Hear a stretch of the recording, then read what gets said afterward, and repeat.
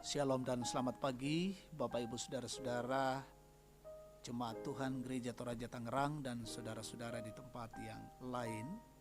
Kita bertemu kembali dalam saat teduh dalam doa dan renungan pagi edisi Rabu 30 September 2020. Firman Tuhan kita akan baca dari Matius 9 ayat 1 sampai 8 dan tema kita hari ini kuasa yang memulihkan.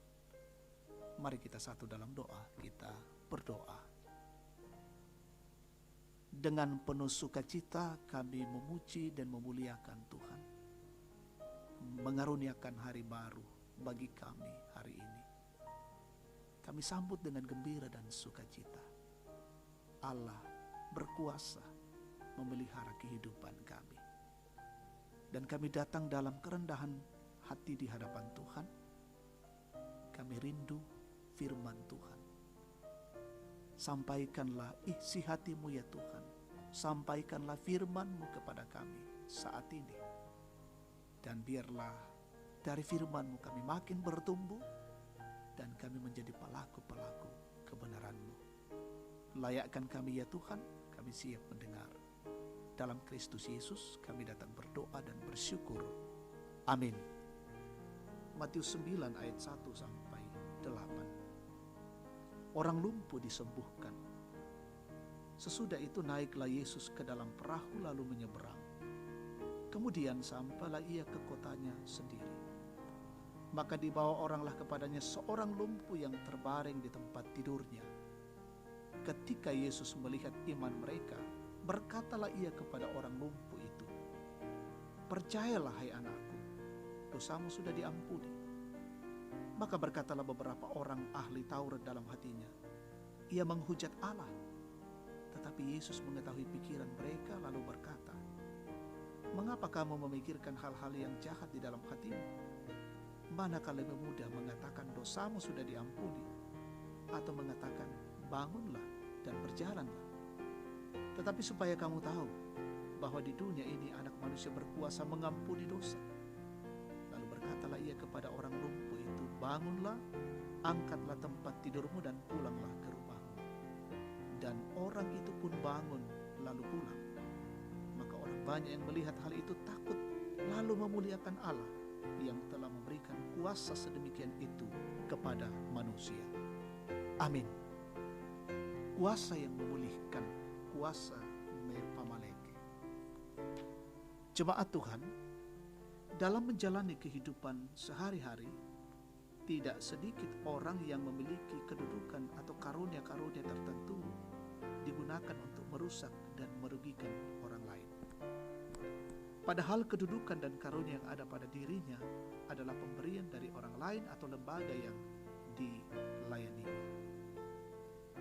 Bagian ini mengisahkan tentang kuasa Yesus yang dapat menyembuhkan orang sakit, meredakan angin ribut, mengusir setan, bahkan berkuasa mengampuni dosa. Sekalipun demikian, lagi-lagi ada yang membenci Yesus saat menyembuhkan orang lumpuh. Kepada orang lumpuh yang disembuhkan, Yesus sangat menghargai iman mereka. Bahkan Yesus mengampuni dosa si lumpuh serta menyembuhkan kelumpuhannya. Ayat 2. Sikap para ahli Taurat saat Yesus melakukan penyembuhan adalah cemburu. Karena saat itu Yesus dapat membuktikan dirinya bahwa dia adalah anak Allah yang mengetahui pikiran para ahli Taurat. Kepada orang banyak yang menyaksikan karyanya, Yesus membuka pikiran dan hati mereka sehingga mereka memuliakan Allah. Jemaat Tuhan, pertanyaan yang perlu direnungkan adalah, pernahkah kita menerima omelan atau rasa benci dari seseorang ketika kita melakukan hal yang dianggap benar dan baik?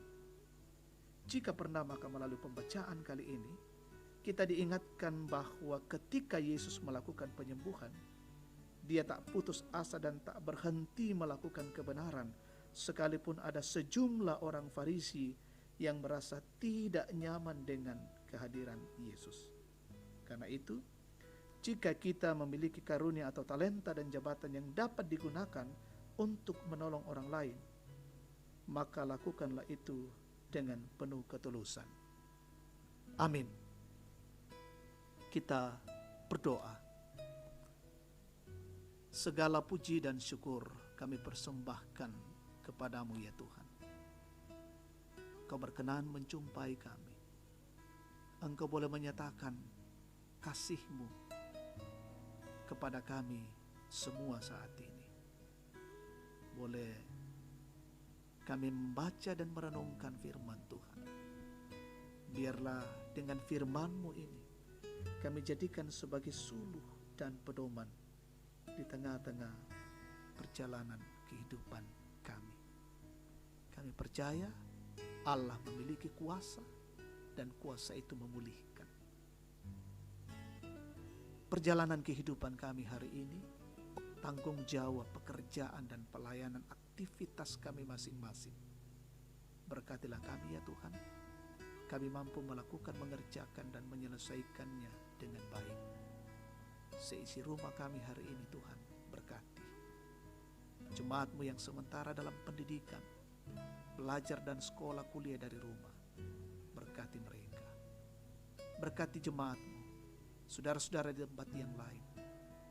Mungkin ada yang dalam kondisi kesulitan. Tuhan tahu kehidupan kami semua.